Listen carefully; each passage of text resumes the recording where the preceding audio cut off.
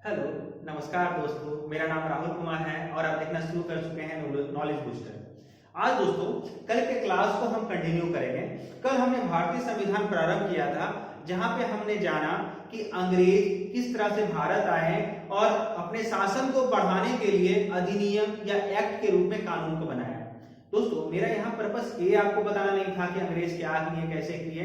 हमारा बस ये पर्पस था कि हमारे भारतीय संविधान को बनाने में ये सारे एक्ट एक सीढ़ी का काम किए। और इसमें सबसे बड़ा आपको बताई थी कि 1935 का जो अधिनियम है वो हमारे लिए कितना इंपॉर्टेंट है।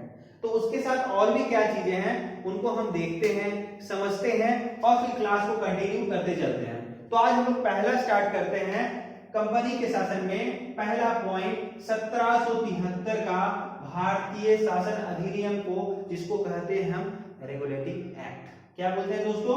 Regulating act. अब दोस्तों इसमें देखेंगे कि इस नाम में ही पूरा का पूरा इसका व्याख्या किया हुआ है। रेगुलेटिंग, रेगुलेटिंग निकला है रेगुलेट से। रेगुलेट का अभिप्राय ये होता है, आप घर में देखते हैं जो आप गैस का जो स्टॉप होता है उसमें एक रेगुलेटर लगा रहता है, ऑफ ऑन ऑफ ऑन। अब उसमें क्या है कि गैस तो अपना कंटिन्यू आने जाने का काम कर रहा है, लेकिन उसको जलाने के लिए हम इसके ऊपर डिपेंड होते हैं, रेगुलेटर के ऊपर। तो उसी टाइप से जब इन्होंने कानून को बनाया तो सबसे पहला कानून जिसका नाम दिया उन्होंने रेगुलेटिंग एक्ट। दोस्तों थोड़ा सा इसका बैकग्राउंड थोड़ा और बढ़िया से अगर हम समझाएंगे तो आपको और मेरे ख्याल से अच्छे से समझ आ जाएगा। दोस्तों जैसे कि आप जानते हैं कि यहाँ पे जो कंपनियां थी वो ब्रिटिश क्राउन के आदेश के अनुसार यहाँ आती थी। तो ये यहाँ पे व्यापार करना प्रारंभ किए, यहाँ से राजस्व कंपनी को देना प्रारंभ कर दिए। तो ऐसा तो नहीं खाली वो कंपनी को दे रहे थे, अपना भी तो उनका डेवलप हो रहा था। तो यहाँ से फिर वो धन दौलत लेके जब अपने देश जाते थे ब्रिटेन, तो वहां पे असमानता की स्थिति पैदा हो रही थी, क्योंकि सभी को ब्रिटिशर्स तो आदेश तो दे नहीं रहे थे कि आप भी जाओ, आप भी जाओ, आप भी जाओ, क्योंकि एक लिमिटेशन था। अलग बात है फिर बाद में जब इनका साम्राज्य बढ़ने लगा तो सबको अलाउ किया गया। वही चीजों को हमको समझना है कि कैसे एक कंपनी का कर्मचारी और फिर एक और नॉर्मल जितने भी और भी व्यापारी यहाँ आए उनके समावेशन को कैसे किया गया, उस एडमिनिस्ट्रेशन को अगर पूरा समझ लेंगे तो यहाँ पे हम एक सीढ़ी कंप्लीट कर लेंगे भारतीय संविधान का, क्योंकि सारा का सारा एक दूसरे से रिलेटेड है। ठीक है दोस्तों, तो स्टार्ट करते हैं आज का हम रेगुलेटिंग एक्ट। रेगुलेटिंग एक्ट का पहला जो उद्देश्य था कि कंपनी के अधिकार को सबसे पहले रेगुलेट करना, यानी कि नियंत्रित या नियमित करने का ये प्रावधान या उसको वैलिडिटी मिल गया। ठीक है दोस्तों, इसका पहला सबसे दिखता है हम लोग को 1774 का उच्चतम न्यायालय का बनना भारत में।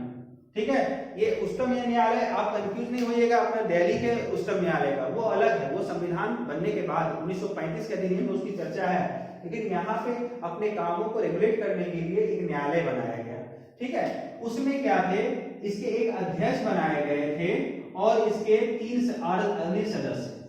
ठीक है दोस्तों, अध्यक्ष एलिजा इंपेजी थे और उनके और सदस्य आप बहुत सारे हैं उसके लोग, वो देख लेंगे हम लोग आगे। फिर दूसरा, इसमें हमारे उस समय तीन क्षेत्र, बंगाल, मद्रास और बंबई, इसके 3 रियासत उनके मेन केंद्र में थे। तो इन तीनों के लिए अलग अलग गवर्नर बनाया गया। बंगाल के लिए अलग गवर्नर, मद्रास के लिए अलग गवर्नर और बंबई के लिए अलग गवर्नर। लेकिन सबसे ज्यादा जो वैलिडिटी वाला या जो पॉपुलर था या जिसके पास ज्यादा पावर था वो बंगाल का गवर्नर था। ठीक है दोस्तों, क्योंकि उस समय वहां की पॉपुलेशन, वहां का व्यापार सबसे ज्यादा फल फूल रहा था। तो यहीं से इसकी कहानी लिखाना प्रारंभ हो जाता है ये 1773 में। इसमें तो क्या किया गया, जब ब्रिटिश के जब राजा महाराजा या किंग जो भी थी एलिजाबेथ, उन्होंने देखा कि ये असमानता को उसको कम करना पड़ेगा, तो उन्होंने एक नियम बनाया। नियम क्या बनाया कि कुछ भाई अधिकारियों को वहां पे एक कमेटी के रूप में भेजो ताकि उसको रेगुलेट कर सके एक सिस्टम से। वो व्यापारी उतना व्यापार करेगा, वो व्यापारी उतना व्यापार करेगा, एक लिमिटेशन बांधो। तो उसी लिमिटेशन के लिए यहाँ पे 5 सदस्यों का एक मेंबरशिप बनाया गया, जिसमें बंगाल के गवर्नर भी इसमें इंक्लूड थे और इसमें फैसला मिलके लेना पड़ता था। जैसे सपोज कीजिए कि एक किसान, उसको बोला गया है कि तुम ऐसा हमको पटसन दोगे, तो पटसन के लिए बोला कि भाई तुमको पटसन तो हम तुमसे ले लेंगे लेकिन तुमसे 20 रुपया मिलेंगे। तो ये इसमें से 5 में से 2 आदमी बोले कि नहीं 20 रुपया में ज्यादा हमको पड़ रहा है, 3 आदमी बोला नहीं 15 रुपया में वो दे देगा। तो हम लोग में अपने में असमानता है कि 20 रुपया में लेना है कि 15 रुपया में लेना है।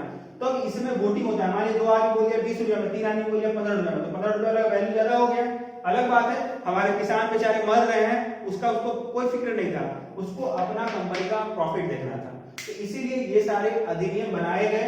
उसके बाद कहा गया ब्रिटिशर्स क्राउन के द्वारा कि जो भी कर्मचारी हैं, ब्रिटिश कर्मचारी, वो यहाँ के जो भारतीय थे ना उनसे व्यापार करेंगे किसी और अलग, जो कर्मचारी जो कंपनी के अधीन जो होगा वही अधिकार वही व्यापार करेंगे, और साथ ही साथ उनसे किसी टाइप का उपहार भी नहीं लेंगे।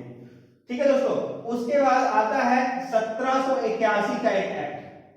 ठीक है दोस्तों, 1781 के एक्ट को आता है act of settlement. Act of settlement कहने का अभिप्राय ये हो गया कि यहाँ पे जो नियम 1773 के रेगुलेटिंग एक्ट में बनाया गया था उसी में जो खामियां थी उसको वो कम ज्यादा करने लगे। उसके बाद 1784 का आता है Pitt's India act. Pitt's India act में क्या था, इनके पावर को अब बांटना स्टार्ट कर दिया गया। क्या क्या, तो एक का नाम दिया गया board of control, board of control, ठीक है दोस्तों, और एक का नाम था बोर्ड ऑफ डायरेक्टर। एक का नाम क्या था, बोर्ड ऑफ डायरेक्टर। ये दोस्तों हम इसको समझेंगे बढ़िया से क्योंकि ये काफी इंपॉर्टेंट है। देखिए बोर्ड ऑफ जो कंट्रोलर है ना, ये 1773 में ही आ गया था, लेकिन यहाँ पे कहीं पे किसी किताब में इसके बारे में लिखा है, किसी किताब में नहीं लिखा है, इसलिए 1773 के जरिए में आपको नहीं बताया, लेकिन यहाँ आपको बताना बहुत जरूरी था। क्योंकि क्या किया, जब अंग्रेज देखा कि अब जैसे देखिए सिराजुद्दौला को हटाया पलासी के युद्ध में, और वो क्या किया, कुछ नहीं किया। मीर जाफर को बोला उसके सेनापति को, भाई देखो तुम अगर राजा के आगे साथ नहीं, अगर मेरे साथ मिलकर लड़ोगे, राजा को हरा दोगे तो मैं तुम्हें राजा बना दूंगा। तो उसमें क्या हो गया, उन एक कहावत है ना दोस्तों, सांप भी मर जाए और लाठी भी ना टूटे, वही काम उसने किया। तो उसी चीज को वो आगे बढ़ाने के लिए, कंटिन्यू करने के लिए, अपने शासन को विस्तारित करने के लिए ये 2 टाइप की चीजों को बनाया, बोर्ड ऑफ कंट्रोलर और बोर्ड ऑफ डायरेक्टर। अब कंट्रोलर में क्या था, ये व्यापारिक मामले के लिए थे, ठीक है, बोर्ड ऑफ कंट्रोलर था व्यापारिक मामले के लिए, और बोर्ड ऑफ डायरेक्टर था जो भारत में राजस्व की वसूली हो रही है, जो यहाँ के नागरिक हैं उसका कैसे कैसे शोषण किया जा रहा है, और यहाँ के जो सैन्य बल कैसे कार्य कर रहे हैं, ये सारी चीजों को दे दिया गया बोर्ड ऑफ डायरेक्टर को।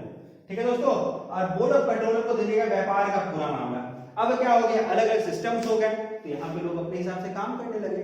इसके बाद इसी में कुछ और संशोधन किया गया, जैसे 1700 आगे बढ़ते हैं, इसको और कंटिन्यू करेंगे, तो हम डायरेक्ट यहाँ से जंप कर जाते हैं 1833 का अधिनियम।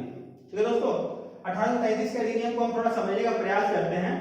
उसके पर इंपॉर्टेंट है 1813 का भी अधिनियम, लेकिन हमारे बोले ना पॉलिटी के हिसाब से वो ज्यादा इंपॉर्टेंट नहीं है। तो 1833 के अधिनियम में क्या हुआ, इसमें और संशोधन किया गया। इसमें और क्या संशोधन किया, इस चीज को हम थोड़ा समझते हैं। इसमें प्रशासनिक कार्यों को विस्तारित किया गया। मैंने बताया था ना जो व्यापारी आ रहे थे, तो इसमें कहा गया जो कंपनी के व्यापारी हैं और जो अलग से और जो अब सबको अलाउ कर दिया गया कि सिर्फ कंपनी के कर्मचारी नहीं, और भी जितने व्यापारी हैं कोई भी आके इंडिया पे व्यापार कर सकता है। तो उसके बीच के एक सामंजस्य को बनाने के लिए इसमें क्या कहा गया कि अब जो है कंपनी का अधिकार को समाप्त करेंगे। कंपनी के अधिकार को यहाँ पे अब समाप्त कर दिया गया और सबके लिए ट्रेड खोल दिया गया। तो 1813 का बात करते हैं, तो 1813 में क्या किया गया था ना, पहले इस कंपनी के अधिकार को समाप्त किया गया था, लेकिन चाय और कॉफी से इसके व्यापार को समाप्त नहीं किया गया था, 20 साल के लिए इसको बढ़ाया गया था। लेकिन यहाँ पे क्या किया, कंपनी के अधिकार को पूरा समाप्त कर दिया, बोले जिसको अब जो व्यापार करना है करो, हमको राजस्व से मतलब है, तो अपने सरकार के पास राजस्व जा रहा है। लेकिन अब यहाँ पे थोड़ा सा ट्रेंड चेंज होने लगा। अब देखिए किसी को पैसा मिल रहा है, शोहरत मिल रहा है, वो देख रहा है कि पूरा का पूरा जो भारतीय है अब हमारे कैप्चर में धीरे धीरे आ गया है। तो अब ब्रिटिशर्स क्राउन क्या बोल रहा है कि नहीं, अब कैसा करो कि कंपनी का जो शासन है वो शुरू करो, व्यापार अब समाप्त कर दो। व्यापार जैसे चल रहा है, वो जब शासन ही मेरे अंदर में आ जाएगा तो व्यापार हमेशा चाहेंगे हम चलाएंगे। तो वो क्या करता है, वहां पे स्टार्ट कर देता है। इसी समय एक विधि आयोग का गठन किया जाता है। ठीक है दोस्तों, एक विधि आयोग होता है जिसके अध्यक्ष लॉर्ड मैकाले को बनाया जाता है। ठीक है। इसी में लॉर्ड मैकाले को एक विधि आयोग का अध्यक्ष बनाया जाता है जो इस सारे चीजों का फैसला लेते हैं। इसी के समय और भी बहुत सारे काम होते हैं 1837 के अधिनियम में। इसी में फर्स्ट टाइम बंगाल के गवर्नर को भारत का गवर्नर जनरल कहा जाने लगा। ये सारी चीज तो आपको कल ही बता चुके हैं, तो उस सब चीज में हम टाइम वेस्ट नहीं कर रहे हैं। तो बैंटिंग के ही समय विधेयक को गठन किया गया और इसी समय आप जानते होंगे कि अंग्रेजी शिक्षा का प्रारंभ हुआ। भारत में प्रथम बार अंग्रेजी शिक्षा का प्रारंभ लॉर्ड मैकाले के समय हुआ था।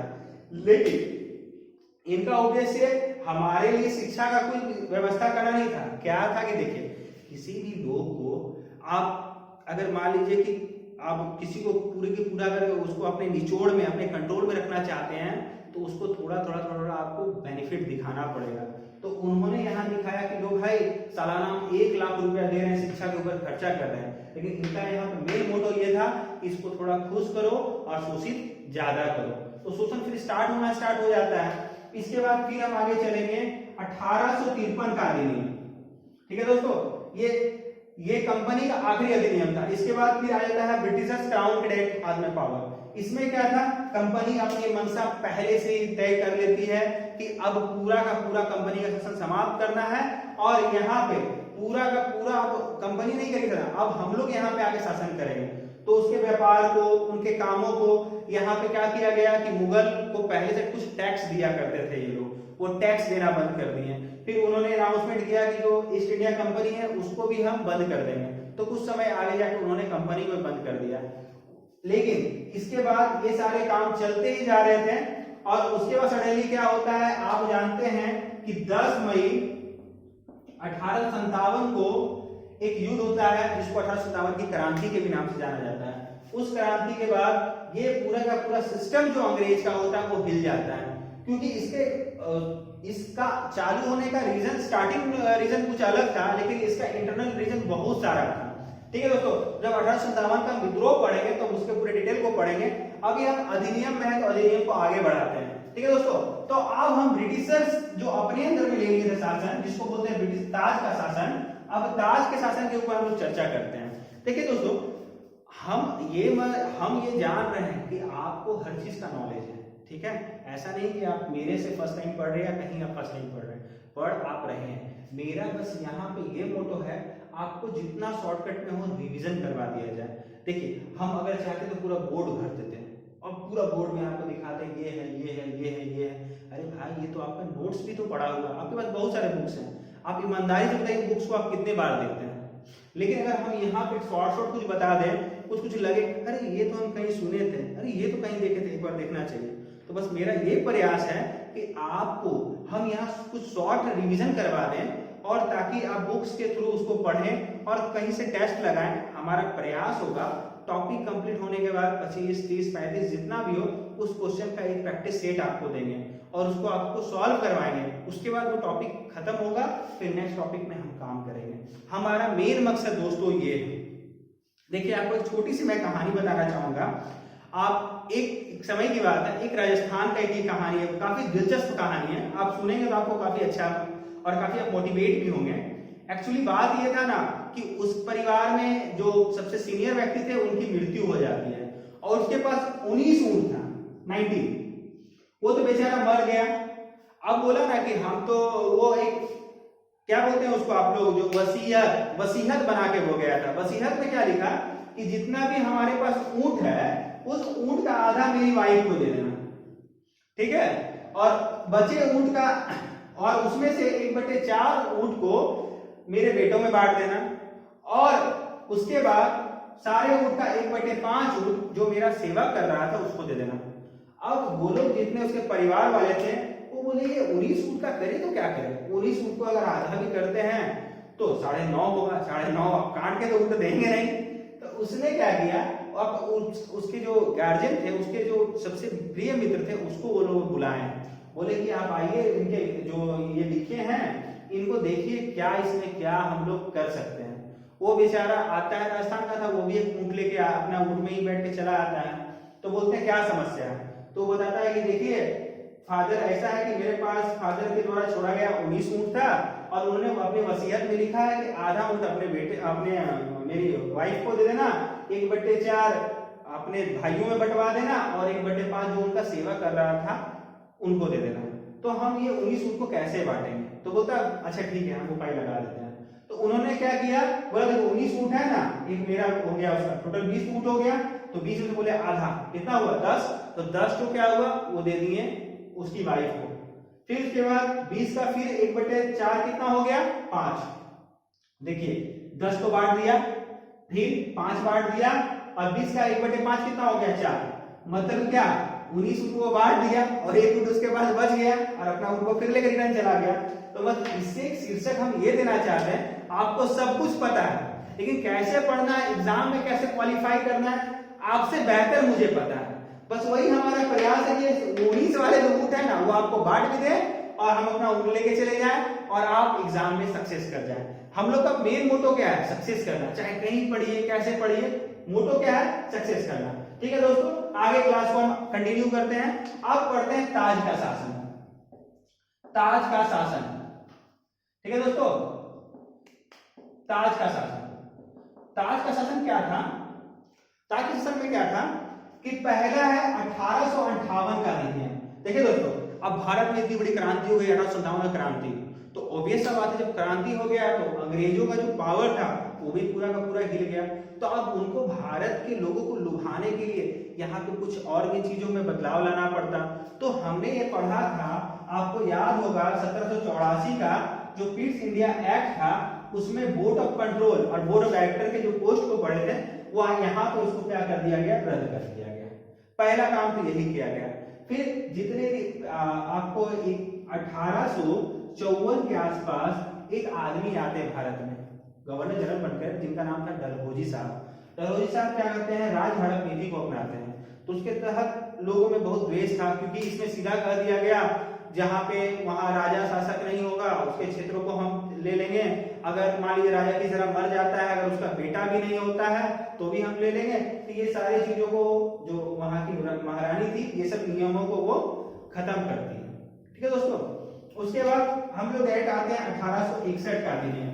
1861 के अधिनियम में क्या किया गया, इसमें कुछ अब बदलाव किए गए। इसमें कहा गया कि नहीं, अब जो है कि प्रत्यक्ष रूप से चुनाव होंगे यहाँ पे भारत में। अब देखिए क्या स्टार्ट हो रहा है, प्रत्यक्ष रूप से चुनाव प्रारंभ हो रहे हैं भारत में। सोच लीजिए भारत के अब अच्छे दिन आ रहे हैं, मोदी जी बोलते हैं ना अच्छे दिन आने वाले हैं, तो देखिए भारत का अच्छे दिन आने स्टार्ट हो गया क्योंकि 1857 की विद्रोह स्टार्ट हो गया। उसके बाद 1858 में क्या किया, थोड़ा सा इसके प्रोसेस में थोड़ा सा सुधार किया गया, लेकिन डिटेल ज्यादा नहीं बता रहे हैं। और उसके जब डिटेल का अगर आपको क्लासेस चाहिए फिर हम स्टार्ट करेंगे डिटेल का क्लास, जहां आपको पीसीएस जैसे एग्जामों में भी काफी बेनिफिट मिलेगा। लेकिन अभी हमारा प्रयास है कि ये कुछ 1-1.5 मंथ में कम से कम इतना आपको बता दिया जाए ताकि जो नॉर्मल जो आने वाले बिहार दरोगा जैसा पेपर है या यूपीएसआई है, डीएफसीसीआई है जैसे परीक्षाएं, वहां पे आप 100% एग्जाम में अच्छे मार्क्स इस सेक्टर से लेके आए। ठीक है दोस्तों, इसमें प्रत्यक्ष चुनाव का प्रारंभ किया गया और इसमें कहा गया कि 3 लोग जो होंगे वो भारतीयों का प्रतिनिधित्व, 3 भारतीय लोगों का भी चुनाव स्टार्ट हो गया। ठीक है, जैसे कि आप अभी सुने होंगे ग्वालियर के राजा इसमें आए, और भी कुछ लोग थे जिनको यहाँ पे स्थान मिला। ठीक है दोस्तों, उसके बाद 1874 है, 1893 है, ये सारे इंपॉर्टेंट है। ये पॉलिटी के सेक्शन के हिसाब से नहीं, हिस्ट्री के पॉइंट ऑफ व्यू से काफी इंपॉर्टेंट है, लेकिन इसको ये नहीं पढ़ेंगे, इस तरह डायरेक्ट पढ़ेंगे डायरेक्ट 1909 का अधिनियम। ठीक है दोस्तों, अब क्या पढ़ना स्टार्ट करें, 1909 का अधिनियम। अब 1909 के अधिनियम में हम देखते हैं, इसको बोलते हैं मार्ले मिंटो सुधार। मार्ले मिंटो सुधार। अब मार्ले मिंटो सुधार क्या था, 1858 के अधिनियम में क्या हुआ था, जो चेंजेस किया गया जिसमें एक और सबसे बड़ा चेंजेस था कि इसमें सचिव पद को लाया गया था, भारत का सचिव पद। आपको याद होगा कि 1833 में मैंने एक विधि सदस्य का बात किया था ना दोस्तों, बस उसी टाइप का ये था। यहाँ पे भी उसके नाम को चेंज करके भारत का सचिव कहा गया। इसमें क्या किया गया कि जो विधि का जो इसके जो हेड थे, विधि सदस्य जो इसका निर्णय लेते थे, अब इसका निर्णय कौन, सचिव लेने लगे। ये डायरेक्ट ब्रिटिश से आया हुआ एक आदमी हुआ करता था जो यहाँ के जो गवर्नर जनरल थे उनके साथ मिल के कोलैबोरेशन करके और यहाँ के नियमों को और ब्रिटिशर्स के नियमों को मिला के रखता था। तो इसमें से मार्ले मिंटो सुधार, जैसे कि मार्ले थे ना, ये ब्रिटिश सचिव थे। ठीक है, इसको भारतीय सचिव कहा जाता है जो ब्रिटिश के द्वारा भेजा गया, और मिंटो यहाँ के गवर्नर जनरल थे। इसमें कंफ्यूज होने की कोई बात नहीं है। ये क्यों पढ़ना जरूरी है कि आप देखिए यहाँ पे बोले ना, तो तोड़ो और लड़ो वाला कांड स्टार्ट हो गया। तोड़ो लड़ो का कांड का मतलब क्या था कि अब लोगों में फूट डालो वाला सिस्टम शुरू हो गया। इसमें क्या किया गया, इन लोगों के लिए कहा गया कि मुसलमानों के लिए अलग प्रतिनिधित्व होगा। मतलब इसमें एक वर्ड यूज करवाया जाता है सांप्रदायिक। सांप्रदायिक चुनाव में यहाँ पे स्टार्ट हो गया था। ठीक है दोस्तों, सांप्रदायिक चुनाव। सांप्रदायिक चुनाव को कहने का मतलब है कि हिंदू के लिए हिंदू वोट देंगे, मुस्लिम के लिए मुस्लिम वोट देंगे। ठीक है, तो ये सारे कार्यक्रम यहाँ पे स्टार्ट किया गया। उसके बाद अगर हम आगे बढ़ेंगे तो 1919 का अधिनियम स्टार्ट हो जाता है।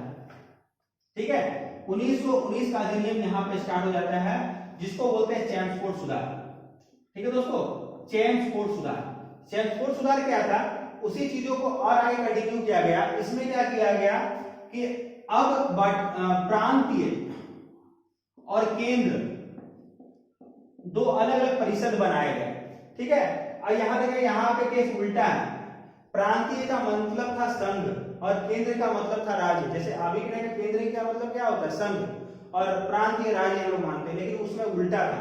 प्रांतीय था केंद्र और केंद्रीय था राज्य। इसमें क्या किया गया कि विकेंद्रीकरण का सिद्धांत अब बड़े लेवल पे स्टार्ट हो गया। आप देख सकते हैं कि 1861 की जब हम लोग बात कर रहे थे या 1858 में, तो ब्रिटिशर्स क्या किए कि भारतीय लोगों को थोड़ा सा लुभाने का काम स्टार्ट किए थे और धीरे धीरे धीरे क्या करे, वो विकेंद्रीकरण के सिद्धांत पे काम करने लगे थे। ठीक है, तो यहाँ पे प्रांतीय और केंद्रीय दोनों अलग अलग काम करना स्टार्ट किए। यहाँ पे सूचियां बनाई गई, दो टाइप की सूचियां। अभी हम लोग पढ़ते हैं वर्तमान में 3 सूची है, संघ सूची, राज्य सूची और समवर्ती सूची। तो यहाँ पे 2 टाइप की सूचियां बनाई गई। और इसी के समय प्रथम बार भारतीयों को भारत में महिलाओं को मत देने का अधिकार मिला। ठीक है, महिलाओं को मत देने का अधिकार मिला। अब हम आगे बढ़ाते हैं अपने क्लास को। 1935 का अधिनियम में पढ़ना प्रारंभ करते हैं। 1935 के अधिनियम में 321 अनुच्छेद और 10 अनुसूचियां थी। ठीक है दोस्तों, ये उस समय के अधिनियम का बात है। और अभी के जो हम लोग के संविधान है उसमें लगभग 70% कंटेंट यहीं से लिया गया है। ठीक है दोस्तों, अब इसमें क्या क्या था, जैसे कि यूपीएससी यहीं से स्टार्ट हुआ है, मतलब 1935 के अधिनियम से ही आया है। उसके बाद दूसरा सूचियां, राज्य सूची, समवर्ती सूची और संघ सूची यहीं से आया है। उसके बाद उच्चतम न्यायालय का गठन, उच्चतम न्यायालय का गठन यहीं से आया है। उसके बाद आपका कैग आया है। ठीक है, कैग भी यहीं से आया है। तो ऐसे इतना और भी बहुत सारी चीजें हैं, लेकिन जो इंपॉर्टेंट फैक्ट है मैं आपको यहाँ पे बता रहा हूं। और ये दोनों के बीच भी एक बहुत बड़ा गैप के समय बहुत हमारे यहाँ भारत में चेंजेस आया। वो 2 चीज थे। एक पहला 1928 का साइमन कमीशन। ठीक है, 1928 का साइमन कमीशन। और एक चीज को अगर हम जानेंगे तो 1930 का मैकडॉनाल्ड के समय क्या आया था, 1930 के समय मैकडॉनाल्ड के समय आया था आपका सांप्रदायिक प्रचार। तो सांप्रदायिक प्रचार भी देखेंगे हम लोग थोड़ा सा शॉर्ट फॉर्म में, और साइमन कमीशन देखेंगे। तो पहले साइमन कमीशन के बारे में थोड़ा सा जान लेते हैं। साइमन कमीशन 1928 से भारत आता है। उसमें 7 अंग्रेजी अधिकारी होते हैं। तो ये भारतीयों के माइंड में आ जाता है कि ये सारे के सारे अंग्रेज अधिकारी हैं, तो भारत का भला चाहेंगे नहीं। तो इसके लिए भारतीय राष्ट्रीय कांग्रेस और आम आदमी लोग में काफी इसको लेके गहमा गहमी हुई। इसके जो भी नियम थे या जो भी ये कानून बता रहे थे उसको लोगों ने उल्लंघन किया। और इसमें एक हमारे बहुत प्रिय नेताजी साइमन कमीशन के विरोध में मारे जाते हैं, जिनका नाम था लाला लाजपत राय। लाला लाजपत राय की मृत्यु इसी घटना के दौरान हो जाती है। सर पे लाठी लग जाता है, हर को मर जाते हैं। ठीक है, तो ये था। तो इसके बाद तो ये उसका चेंजेस में भी इसका बहुत बड़ा प्रॉपर्टीज का काम आया। उसके बाद 1930 में जो 1930 में के समय ही 3 अधिवेशन इसके हुए थे, जिसका नाम दिया गया था गोलमेज सम्मेलन, जो कि ब्रिटेन में हुआ था। ठीक है, तो गोलमेज सम्मेलन में क्या किया गया कि 3 अधिवेशन हुए थे, पहला, दूसरा, तीसरा। तो दूसरे वाले में भारतीय राष्ट्रीय कांग्रेस ने पार्टिसिपेट किया था और तीसरे वाले में ही सांप्रदायिक प्रचार की शुरुआत हुई थी। इसमें क्या किया गया था, भारत में पहले तो महिलाओं के लिए अलग मत और जनरल लोगों के लिए अलग मत, एससी और एसटी के लिए कोई मतभेद नहीं था, उनके लिए अलग मत नहीं था, सिख के लिए, मुस्लिम के लिए अलग मत था। लेकिन ये सांप्रदायिक प्रचार लाने के बाद क्या हुआ कि कि अनुसूचित जनजातियों या अनुसूचित जातियों के लिए भी अलग से मत की घोषणा की गई, जिससे महात्मा गांधी जी को बहुत आहत लगा और महात्मा गांधी जी इनके लिए अनशन पे आ गए थे। आप ये हिस्ट्री में पढ़े होंगे कि 1932 में पूना पैक्ट होता है महात्मा गांधी और अंबेडकर जी के बीच, क्योंकि अंबेडकर जी हमारे SC ST भाइयों के लिए उनका प्रतिनिधित्व किए थे जाके वहां पे, और उन्हीं के कहने पे ये सारा काम किया गया था। तो महात्मा गांधी जी उनको फिर समझाते हैं कि नहीं देखो, भारत का ऐसे ही बहुत ज्यादा बंटवारा हो रहा है और इसका बंटवारा करना सही नहीं है। फिर इन लोगों के बीच कन्वर्सेशन होता है, वो कुछ अलग से सीट देते हैं, फिर बोलते हैं महात्मा गांधी जी तुम 147 सीट ले लो भारत का, और लेकिन इसको अलग नहीं करो। तो ये सारी चर्चाएं हम हिस्ट्री में करेंगे, कितना मिलता है, क्या जाता है, ठीक है दोस्तों। तो ये 1935 का अधिनियम होता है, और इसके बाद फाइनली 1947 का अधिनियम हमारे लिए काफी इंपॉर्टेंट हो जाता है। 1947 के अधिनियम में इसको भारत की स्वतंत्रता का सबसे बड़ा सीढ़ी, यानी कह सकते हैं कि बस बाउंड्री पे हम लोग बैठना स्टार्ट कर देते हैं। 3 जून, पहले तो फरवरी 1946 में ही अनाउंसमेंट कर दिया जाता है कि भारत को आजाद कर दिया जाएगा। भारत अपने हिसाब से अपना जो भी इनका काम होगा ये कर सकते हैं, अपना शासन चला सकते हैं, लेकिन ये उपनिवेश में रहेंगे क्योंकि ब्रिटेन के, ठीक है, ब्रिटेन के प्रभुत्व में रहेंगे। प्रभुत्व कहने का मतलब अभी हम लोग पढ़ते हैं हमारा प्रस्तावना में संप्रभु देश। देखिए थोड़ा सा अलग समझते हैं, एक वर्ड का यूज होता है संप्रभु, संप्रभुत्व। संप्रभुत्व का मतलब होता है कि अपना डिसीजन, मेरा देश है, किसको जाना है विदेश, किसको विदेश से क्या लाना है, ये सारा डिसीजन हम, डिसीजन मेकर अब हम है।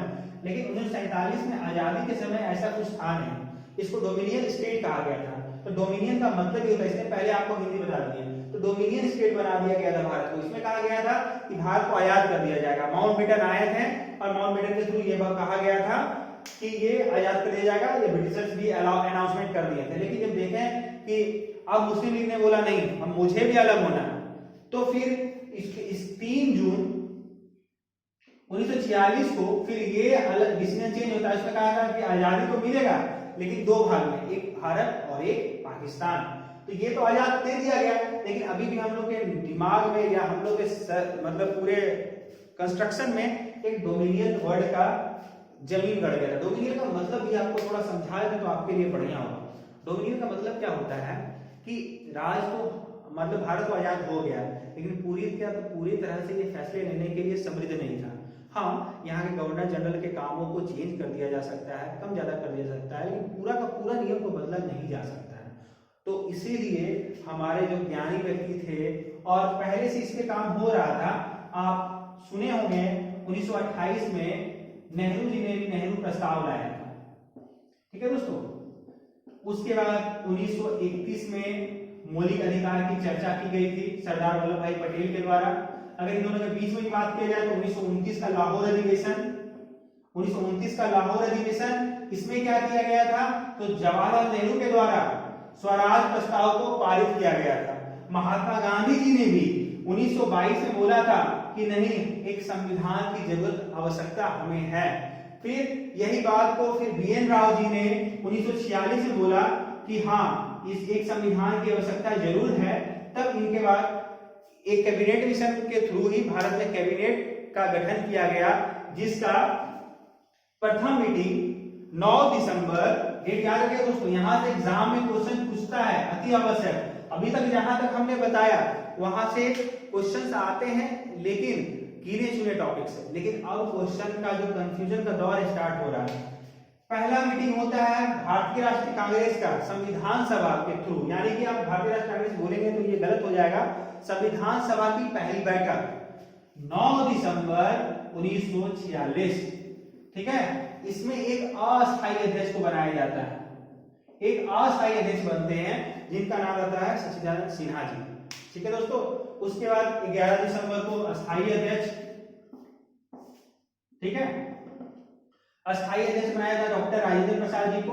तो ये सारी चीजों को हम समझेंगे। जवाहरलाल नेहरू ने फिर 13 दिसंबर को क्या किया, उसके बाद हमारे भारतीय के जो संविधान को बनाया गया, किस टाइप से किस किस देशों का संकलन किया गया, ये सारी चीजों को हम अगले क्लास में जानेंगे। तो दोस्तों आप कमेंट के थ्रू हमें जरूर बताएं कि हमारा क्लास कैसा लग रहा है। अगर आपको क्लास अच्छा लग रहा है तो प्लीज लाइक कीजिए और सब्सक्राइब कीजिए। देखिए दोस्तों, आप सोच रहे होंगे सर तो कुछ मटेरियल भी नहीं दे रहे हैं, सर हवा में भाग रहे हैं एकदम आंधी तूफान के जैसा। देखिए मेरा भागने का रीजन भी है, अभी अगर आप इस शॉर्ट में एक बार चीजों को समझ लेंगे, आपका माइंड एक बार मेमोराइज होना स्टार्ट हो जाएगा। आप कहीं कोई भी बुक, बहुत सारे बुक्स हैं उनको देखेंगे, उसके बाद फिर हम एक विस्तारित क्लास स्टार्ट करेंगे जहां पे एक एक चीज को 1919 का अधिनियम का पूरा चर्चा, 1935 के अधिनियम का पूरा चर्चा, वो जो पीएससी जो स्टूडेंट हैं जो बीपीएससी जेपीएससी जैसे एग्जाम को देंगे मेंस में डिस्क्रिप्टिव पेपर में, उनके लिए अलग से क्लास होगा। ये इतना में तो हमारा जितना भी एसआई चाहे सचिवालय जैसे सारे पोस्ट इसमें कवर अप हो जाएंगे, ये तो मेरी गारंटी है। ठीक है दोस्तों, कल फिर मिलते हैं नई क्लास के साथ। जय हिंद, जय भारत।